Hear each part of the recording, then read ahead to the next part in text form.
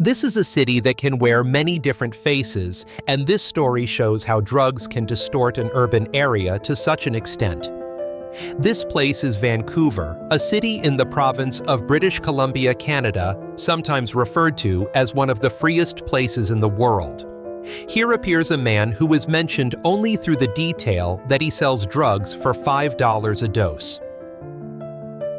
What is being talked about is a substance considered extremely dangerous, belonging to one of the most toxic groups of drugs today, drawn out and injected into a syringe for use. Behind its prosperous exterior, the streets of Vancouver reveal another side. In Canada, in certain areas, one can encounter the successor to heroin fentanyl accompanied by powerful tranquilizers. The aim of the content is to help viewers better understand these substances and their effects by delving into the Downtown Eastside area, where the camera moves closer to the scene. There, the images focus on those who have become victims of the poison, as well as those who traffic the drug described as one of the most dangerous in the world. Vancouver, Canada is referred to as a land of freedom. And the frame contrasts two sides of the city. On one side is the scene of a peaceful lake, a wide embankment, people sunbathing and enjoying the beautiful weather. On the other are neighborhoods sunk in a drug crisis similar to many cities in the United States. This place is ranked in 5th position on the list of the most livable cities on the planet.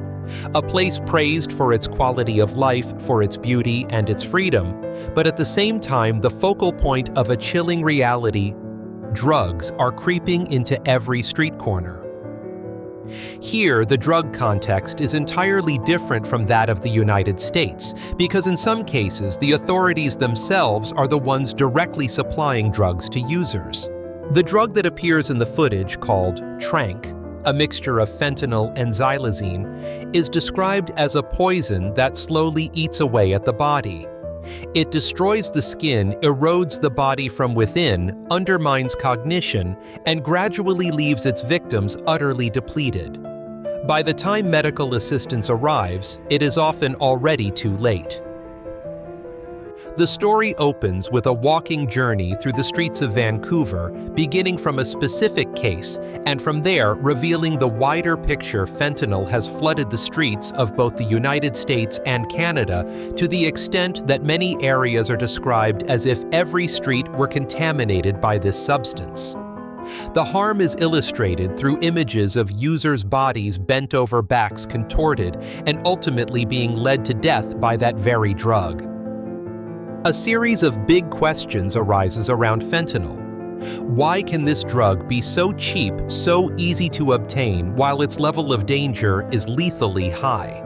In that context, the image emerges of a small-time dealer known by the nickname $5, a name that comes from the fact that each dose of drugs he sells costs only $5. While such transactions take place right on the sidewalk, the police force still frequently patrols the area with almost no direct intervention. Behind those frames is the figure of millions of people using drugs, showing that the scale of the problem does not stop at just a few isolated individuals. Amid that chaotic area, there exists a special destination, a facility supported by the state where users can walk in and inject fentanyl or heroin themselves right inside a space designed for that purpose. This is part of an approach that some cities in Canada have begun to implement called safe supply. Under this model, people with addiction receive opioid doses that are quality controlled, used under the strict supervision of medical staff. The stated goal is clear: not to encourage drug use, but to reduce the number of deaths to save the lives of those who are already dependent. At the core of this way of thinking is the acknowledgement that most people who are addicted cannot immediately stop using. They will continue to use whether or not there is an official system. Around this model, there is no shortage of debate.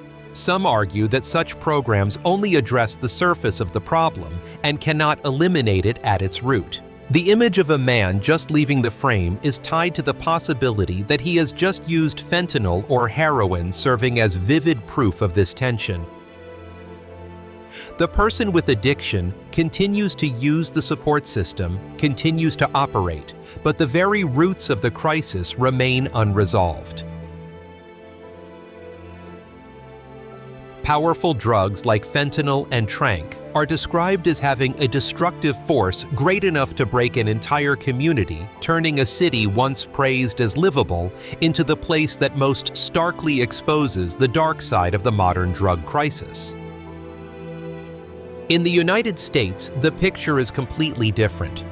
Controlled drug supply models like those in Canada are not accepted by law, and the only permitted approach is harm reduction programs distributing clean needles, providing specialized treatment medications, and a number of other medical support services aimed at limiting the most severe consequences of drug use. The drug crisis has left a clear mark on the economic life around this area. Many shops have been forced to close and move elsewhere because they can no longer endure the persistent theft and disturbances. Conversely, some other establishments survive by clinging to the wave of addiction, profiting from selling items and products that directly serve drug use. Right in front is a shop with its shutter pulled down, no longer operating. The reason mentioned is the constant break-ins. That is also why business owners here have had to step up security. Install cameras everywhere and remain in a constant state of vigilance. As soon as a door is just slightly opened, groups of people from outside can immediately rush in, leaving the owner inside almost powerless, unable to run their work normally. In that context, most Vancouver residents actively avoid this street and not only stay away from a single stretch of road, but also limit visits to the surrounding areas. When it comes to housing, moving just a few blocks away is enough for the rent to be slightly cheaper, but that saving is not enough to make up for the sense of insecurity in an environment so engulfed by drugs.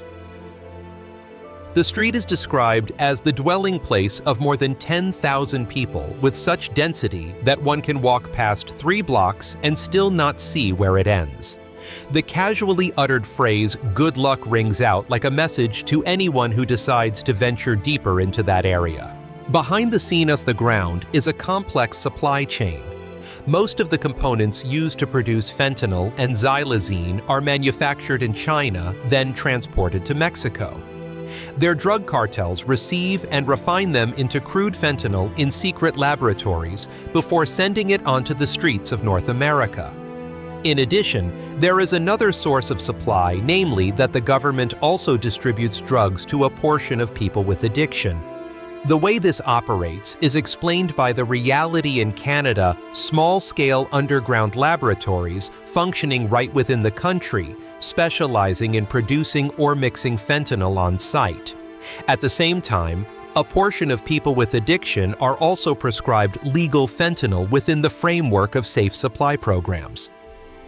On the surface, the rhythm of the city still continues. People in office clothes hurry to work along those streets.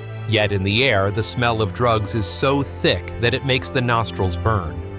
A man is quoted as reaffirming that just a single dose can pull a person into dependence. From there, the warning is emphasized: one must be cautious, must understand how severely drugs can devastate the body. The journey through the streets of Vancouver closes with a contrasting picture, a city ranked as livable, yet being eroded from within by drugs. The details about Tranq fentanyl underground laboratories and safe supply programs reveal the complexity and destructive power of this crisis.